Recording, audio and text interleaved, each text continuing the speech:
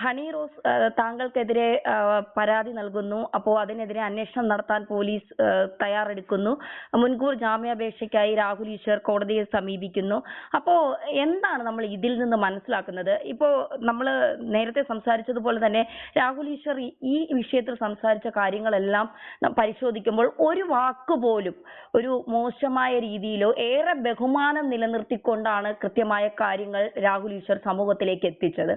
എന്നിട്ട് പോലും അത്തരം നീക്കം നടത്തുന്നവർക്കെതിരെ പോലും ഈ കേസ് കൊടുക്കാൻ നീങ്ങുമ്പോൾ എന്ത് പാഠമാണ് സമൂഹത്തിന് ഇതിൽ നിന്ന് മനസ്സിലാകുന്നത്? രണ്ട് കാര്യങ്ങളാണ് മാഡം. ഒന്ന്, ഹണി റോസിന് വിഷമം ഉണ്ടായി എന്ന് പറഞ്ഞു. അത് കേട്ടപ്പോൾ ജെനുവിൻലി എനിക്ക് വിഷമം തോന്നി, അല്ലെങ്കിൽ വീട്ടുകാർക്ക് വിഷമം ഉണ്ടായി എന്ന് തോന്നുന്നു. ജെനുവിൻലി വിഷമം തോന്നി. അത് ഞാൻ ഭംഗിക്ക് വേണ്ടിയൊന്നും പറയുന്നതല്ല, ഞാൻ സത്യസന്ധമായ കാര്യങ്ങൾ പറയുന്ന ഒരു വ്യക്തിയാണ്. പക്ഷെ ഹണി റോസിനെതിരെ പരാതി കൊടുത്തതുകൊണ്ട് ഹണി റോസിനെതിരെയുള്ള വിമർശനം ഒരു പൊടിക്ക് പോലും കൂടില്ല, ഒരു പൊടിക്ക് പോലും കുറയുകയുമില്ല. കാര്യം ഹണി റോസ് എനിക്കെതിരെ കൊടുത്ത പരാതിയുടെ ബേസിലല്ലല്ലോ ഞാൻ ഹണി റോസിനെ വിമർശിക്കുന്നത്. അതുകൊണ്ട് ഹണി റോസിനെതിരെയുള്ള വിമർശനം തുടരും. രണ്ട്, ഹണി റോസ് മനസ്സിലാക്കേണ്ടത് നമ്മളെല്ലാം പബ്ലിക് മേഖലയിൽ നിൽക്കുന്നവരാണ്. നമ്മൾ അത്തരം വിമർശനങ്ങൾ ഉൾക്കൊള്ളാൻ തയ്യാറാകണം. എനിക്കെതിരെ അതേപോലെ രൂക്ഷമായ വിമർശനം വന്നതാണ് മലയാളി ഹൗസിന് ശേഷം. ഞാൻ ആ വിമർശനങ്ങൾ ഉൾക്കൊണ്ടു, വിമർശിച്ചവരെ ബഹുമാനിച്ചു. ഞാൻ അവർക്കെതിരെ എല്ലാം കേസെടുക്കാനല്ല പോയത്. റെസ്പെക്ട്ഫുൾ ക്രിറ്റിസിസം, ഫെയർ ക്രിറ്റിസിസം നമ്മുടെ സമൂഹത്തിൽ നിലനിൽക്കണം. പിന്നീട് ഓർക്കേണ്ട വളരെ പ്രധാനപ്പെട്ട ഒരു കാര്യം, നമ്മുടെ നാട്ടിൽ നമ്മുടെ മഹാത്മാഗാന്ധിയെ വിമർശിക്കാം, അല്ലെങ്കിൽ നമ്മുടെ മദർ തെരേസയെ വിമർശിക്കാം, പ്രസിഡന്റിനെ വിമർശിക്കാം, പ്രധാനമന്ത്രി മോദിജിയെയും സോണിയാഗാന്ധിയെയും നമ്മുടെ മുഖ്യമന്ത്രി സഖാവ് പിണറായി വിജയനെ വിമർശിക്കാം. ഹണി റോസിനെ വിമർശിക്കാൻ പാടില്ല എന്ന് പറയുന്നതിൽ എന്തെങ്കിലും ന്യായമുണ്ടോ? അതുകൊണ്ട് ഹണി റോസ് വിമർശനത്തിന് അതീതയല്ല എന്ന് ഹണി റോസ് തിരിച്ചറിയണം. രണ്ട്, ഹണി റോസിന് അങ്ങനെ വിഷമമൊന്നും തോന്നേണ്ട ഒരു കാര്യമില്ല. കാരണം ഹണി റോസിനെ മുഖ്യമന്ത്രി വരെ നേരിട്ട് വിളിക്കുന്ന, അല്ലെങ്കിൽ അത്രമാത്രം പ്രിവിലേജ് ഉള്ള, നമ്മുടെ നാട്ടിലെ നിയമ സംവിധാനം ശക്തമായി പിന്തുണയ്ക്കുന്ന 99% മാധ്യമങ്ങളും ശക്തമായി പിന്തുണയ്ക്കുന്ന ഒരു വ്യക്തിയാണ്. ഹണി റോസിന് അങ്ങനെ ഒറ്റപ്പെടലെന്നും വ്യഥയും ഒന്നും വേണ്ട. പക്ഷെ വിഷമം ഉണ്ടെങ്കിൽ കൂടെ നിൽക്കുകയാണ്. ഹണി റോസും രാഹുൽ ഈശ്വറും കുറെയൊക്കെ പ്രിവിലേജ്ഡ് ബാക്ക്ഗ്രൗണ്ടിൽ നിന്ന് വരുന്നവരാണ്. നമ്മളപ്പോ അതേപോലെ ആ പ്രിവിലേജിനെ ഇല്ലാന്നൊന്നും നമ്മൾ പഠിച്ചിട്ട് കാര്യമില്ല. അതിശക്തമായി തന്നെ ഹണി റോസിന്റെ കേസിനെ കോടതിയിൽ നേരിടും. ആ രീതിയിൽ മുമ്പോട്ട് പോവുക തന്നെ ചെയ്യും.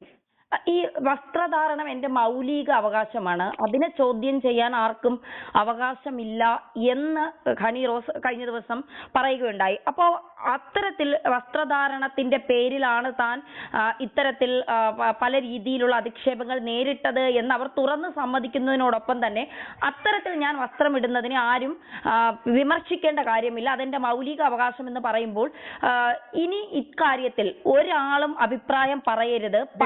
സ്വാതന്ത്ര്യം എന്റെയും മൗലിക അവകാശമാണ്. വിമർശന സ്വാതന്ത്ര്യം എന്റെയും മൗലിക അവകാശമാണ്. നമ്മൾ മറക്കാതിരുന്നാൽ മതി. വിമർശിക്കാനുള്ള സ്വാതന്ത്ര്യം ഇല്ലേ? വിമർശിക്കാനുള്ള സ്വാതന്ത്ര്യം എന്റെയും മൗലിക അവകാശമാണ്. ആ മൗലിക അവകാശത്തിൽ വേറൊരാൾ കൈകടത്തണ്ട. അതിനെ ബഹുമാനപരിസരമായിരിക്കണം, ആഭാസം പറയുന്നതായിരിക്കരുത്, അസഭ്യം പറയുന്നതായിരിക്കരുത്.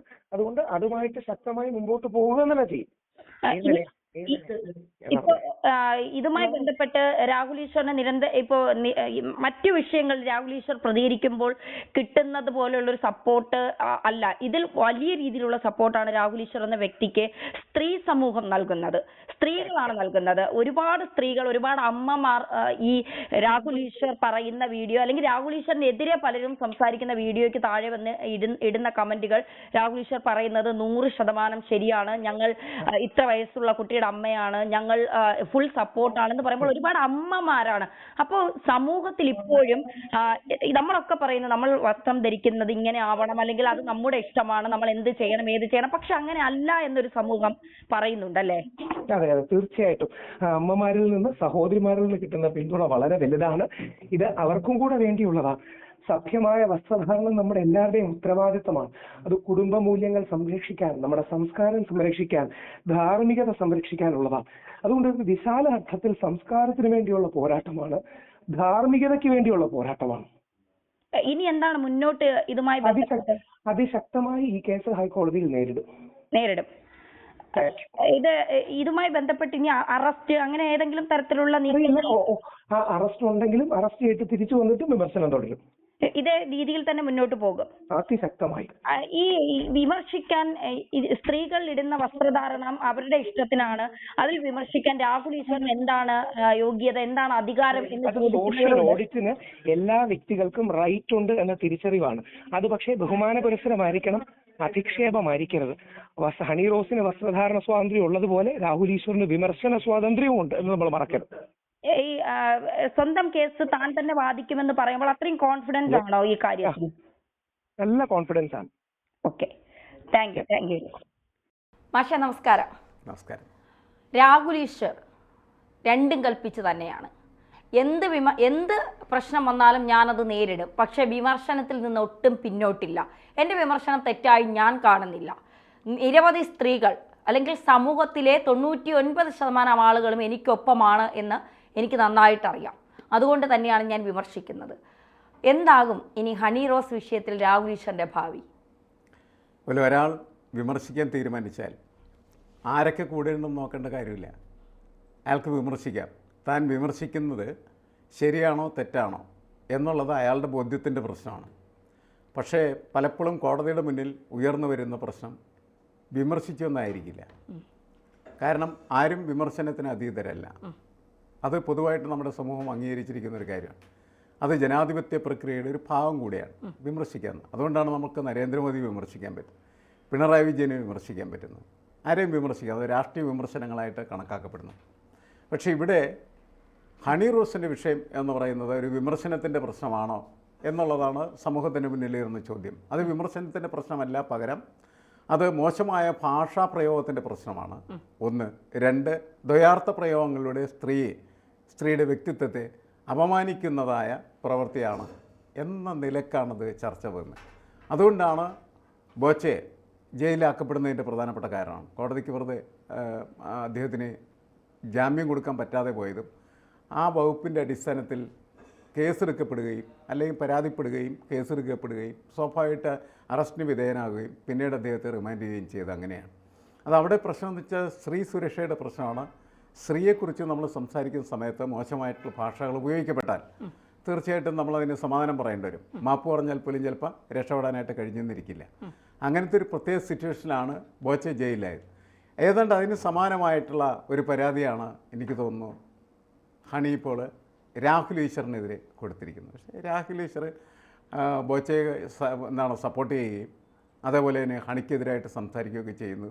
വലിയ ചർച്ചയും വിവാദങ്ങളുമായിട്ടത് വളർന്ന് വികസിച്ചുകൊണ്ടിരിക്കുകയാണ് ചെയ്യുന്നത്.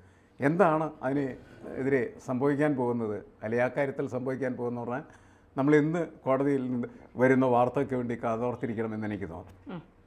പക്ഷേ ഈ രാഹുൽ ഈശ്വർ പറയുന്നത്, രാഹുൽ ഈശ്വറിൻ്റെ വ്യക്തിപരമായ അഭിപ്രായമാണ്, നമ്മുടെ അല്ല. അദ്ദേഹം പറയുന്നത് പ്രധാനമന്ത്രിയെ വിമർശിക്കാം, സഖാവ് പിണറായി വിജയനെ വിമർശിക്കാം, മദർ തെരേസയെ വിമർശിക്കാം, രാഷ്ട്രപതിയെ വിമർശിക്കാം, കേരളത്തിലുള്ള സെലിബ്രിറ്റികളെല്ലാം നമുക്ക് വിമർശിക്കാം. എനിക്ക് തോന്നുന്നു മോഹൻലാലിനെ ഉൾപ്പെടെ സ്ത്രീ വിഷയത്തിൽ വിമർശിക്കാത്തവരായി ആരും ഇല്ല എന്നുള്ളതാണ്.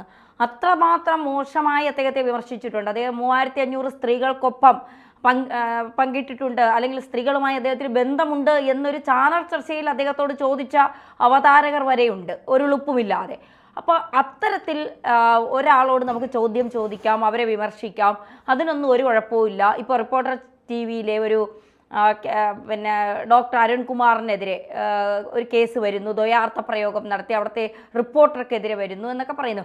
സ്ത്രീയെ സംരക്ഷിക്കപ്പെടേണ്ടത് ഒരു കാര്യം തന്നെയാണ്. അവളെ ഇപ്പോൾ മുഖ്യമന്ത്രി തന്നെ പറയുന്നുണ്ട്, നോട്ടം കൊണ്ടോ വാക്കുകൊണ്ടോ സ്ത്രീയെ ആരെങ്കിലും ഉപദ്രവിക്കാൻ ശ്രമിച്ചാൽ അവർക്കെതിരെ കർശന നടപടി. ശരിയാണ്, സ്ത്രീ സംരക്ഷണം വളരെ അത്യാവശ്യമാണ്. പക്ഷേ നമ്മളൊരു പബ്ലിക് പ്ലാറ്റ്ഫോമിൽ നിന്നുകൊണ്ടൊരു കാര്യം ചെയ്യുന്നു, അതിനെ വിമർശിക്കാൻ നിങ്ങൾ അത് കണ്ടാൽ മാത്രം മതി, അതിൽ അഭിപ്രായം പറയണ്ട, അത് പറഞ്ഞാൽ നിങ്ങളൊക്കെ ജയിലിലാകും എന്ന് പറയുന്ന ഒരു നിലപാട് അംഗീകരിക്കാൻ കഴിയുന്നതാണ്. എന്നാൽ പിന്നെ നമ്മളത് പബ്ലിക് പ്ലാറ്റ്ഫോമിൽ ഇടേണ്ടതിൻ്റെ ആവശ്യകതയില്ലല്ലോ. ശരിയാണ്, വിമർശനത്തിൻ്റെ പരിധികളാണ്, നിയന്ത്രണ രേഖകളാണ് പ്രധാനപ്പെട്ടത്. ആ നിയന്ത്രണ രേഖകൾ ലംഘിക്കപ്പെടുന്നുണ്ടോ എന്ന് വിമർശകരും വളരെ ശ്രദ്ധാപൂർവ്വം തന്നെ പരിശോധിക്കേണ്ടതാണ്. പക്ഷേ ഒരാളെ വിമർശിച്ചാൽ നമുക്ക് ജയിലിലേക്കുള്ള വഴി തുറക്കും എന്ന് പറഞ്ഞാൽ അത് സുഖകരമായിട്ടുള്ള ഒരു സാമൂഹ്യ വ്യവസ്ഥയല്ല. കാരണം നമ്മൾ ജനാധിപത്യ വ്യവസ്ഥയിൽ ജീവിക്കുന്ന സമയത്ത് അതാണ് നമ്മളുടെ ഈ സംഭാഷണത്തിൻ്റെ ഒരു അടിത്തറ എന്ന് പറഞ്ഞാൽ ഫ്രീഡം ഓഫ് എക്സ്പ്രഷൻ എന്ന് നമ്മൾക്ക് ഭരണകൂടം നൽകപ്പെട്ടിരിക്കുന്നതായിട്ടുള്ള സ്വാതന്ത്ര്യത്തിൻ്റെ അടിസ്ഥാനത്തിലാണ് നമുക്ക് തോന്നിയ കാര്യങ്ങൾ നമ്മൾ എന്ത് ചെയ്യുന്നു വിളിച്ചു പറയുന്നു. അതാണ് നമ്മുടെ അഭിപ്രായം എന്ന് പറയുന്നത്. പക്ഷേ അങ്ങനെ നമ്മൾ അഭിപ്രായ പ്രകടനം നടത്തുമ്പോൾ മറ്റൊരാൾക്ക് അത് അവരെ മാനസികമായിട്ട് അതേപോലെ തന്നെ മറ്റേതെങ്കിലും തരത്തിലോ പീഡിപ്പിക്കാൻ ഉദ്ദേശിച്ചുകൊണ്ടുള്ളതാകാൻ പാടില്ല. അത് പ്രത്യേകിച്ച് സ്ത്രീകളുടെ കാര്യത്തിൽ.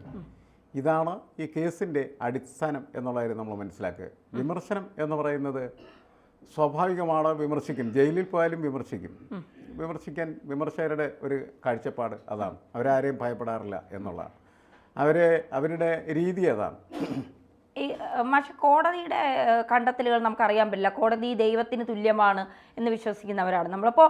കോടതി ചില തെളിവുകളുടെ അടിസ്ഥാനത്തിൽ, ചില കണ്ടെത്തലുകളുടെ അടിസ്ഥാനത്തിലാണ് ജാമ്യം നിഷേധിക്കുന്നത്. ബോച്ചയെ സംബന്ധിച്ചിടത്തോളം ബോച്ചെ പറഞ്ഞത് അത് തെറ്റ് തന്നെയാണ്. ഒരു പെൺകുട്ടിയുടെ മുഖത്ത് നോക്കി പിന്നെ ദ്വയാർത്ഥ പ്രയോഗത്തിൽ സംസാരിക്കുകയോ അല്ലെങ്കിൽ വേറൊരു രീതിയിൽ അവളെ മോശമായ രീതിയിൽ അവളെ നോക്കുകയോ ഇതൊന്നും പാടില്ല എന്നുള്ളത് തന്നെയാണ്. ബോച്ച വളരെ പിന്നെ ഓവറായിരുന്നു എന്നുള്ളത് പറയാതിരിക്കാൻ കഴിയില്ല. കാരണം പല വീഡിയോസ് നമ്മളെടുത്ത് കാണുമ്പോൾ നമുക്ക് മനസ്സിലാവുന്ന കാര്യങ്ങളാണ്. ഡബിൾ മീനിങ് അല്ലാതെ അദ്ദേഹം സംസാരിക്കാറില്ല എന്നുള്ളതാണ്.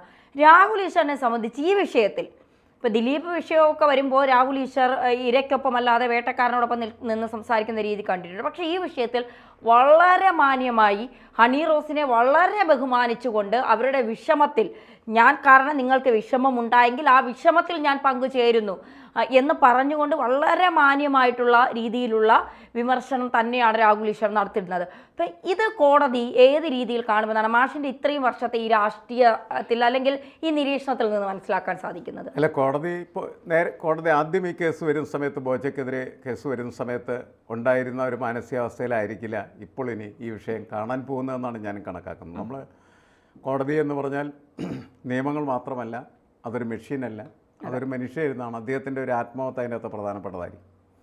അതുകൊണ്ട് ആത്മനിഷ്ഠമായ ചില സ്വാധീനങ്ങൾ എല്ലാ ജഡ്ജിമാരെയും സ്വാധീനിക്കാറുണ്ട്. അതിൻ്റെ അടിസ്ഥാനത്തിൽ നല്ലതും ചീത്തയുമായിട്ടുള്ള ഒരുപാട് വിധികൾ കോടതികളിൽ നിന്ന് വരാറുണ്ട്.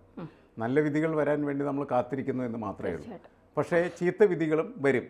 അത് ഈ നമ്മളുടെ ഈ ഒരു സർക്കംഫറൻസ്, നമ്മുടെ ഒരു ചുറ്റുപാട് എന്ന് പറയുന്നത്, ഈ സർക്കംസ്റ്റാൻസസ് മാറുന്നതിനനുസരിച്ചിട്ട് ഇവരുടെ തീരുമാനങ്ങൾ മാറും. അതാണ് ഞാൻ നേരത്തെ പറഞ്ഞത്. ബോച്ചയ്ക്കെതിരെ കോടതി എടുത്ത നിലപാടായിരിക്കണമെന്നില്ല രാഹുൽ ഈശ്വറിൻ്റെ കാര്യത്തിൽ വരുമ്പോൾ എടുക്കാൻ പോകുന്നത്. അതിൻ്റെ കാരണം എന്ന് വെച്ചാൽ ആ വിഷയം കുറച്ചും കൂടി ഗൗരവമായിട്ട് പരിശോധിക്കാനും ആ പരിശോധനയുടെ അടിസ്ഥാനത്തിൽ ചിലപ്പോൾ വ്യത്യസ്തമായിട്ടുള്ള നിലപാടിലേക്ക് കാര്യങ്ങൾ എത്തുകയും ചെയ്തേക്കാം എന്നാണ് ഞാൻ കണക്കാക്കുന്നത്.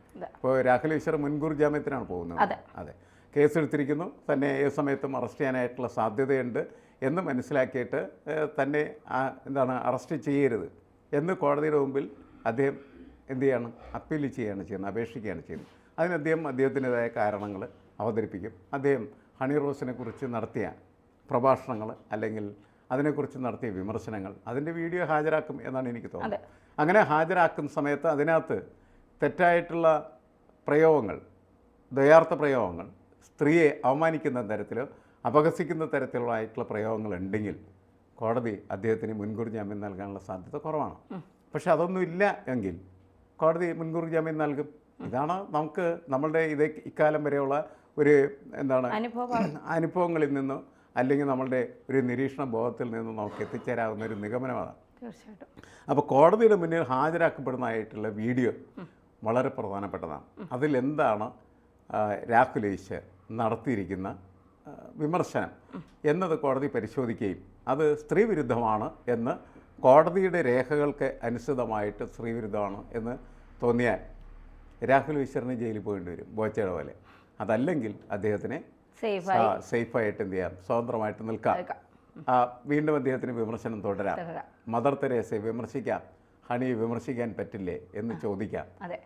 അതിലൊന്നും തർക്കം ഉണ്ടാവില്ല എന്നാണ് ഞാൻ കരുതുന്നത്. ഇനി വിമർശിക്കാൻ ആഗ്രഹമുള്ള ഒരാൾ അയാൾ വിമർശിക്കണം. അയാൾ ജയിലിൽ പോകുന്നോ ഇല്ല എന്നുള്ളത് മറ്റൊരു വിഷയമാണ്. എന്തുകൊണ്ട് വിമർശിക്കുന്നു എന്നുള്ളതിന് ആവശ്യമായിട്ടുള്ള യുക്തി അയാൾക്കുണ്ടാവും. ആ യുക്തി വെച്ചിട്ട് അയാൾക്ക് വിമർശിക്കാം. കോടതിക്ക് അത് തെറ്റാണെന്ന് തോന്നി കോടതിക്ക് അദ്ദേഹത്തെ എന്ത് ചെയ്യാം, ശിക്ഷിക്കാം. അപ്പോൾ വിമർശകൻ ശിക്ഷ പേടിച്ച് വിമർശനത്തിൽ നിന്ന് മാറി നിൽക്കേണ്ട കാര്യമില്ല. അദ്ദേഹം വിമർശിക്കട്ടെ, തുടരട്ടെ വിമർശനം.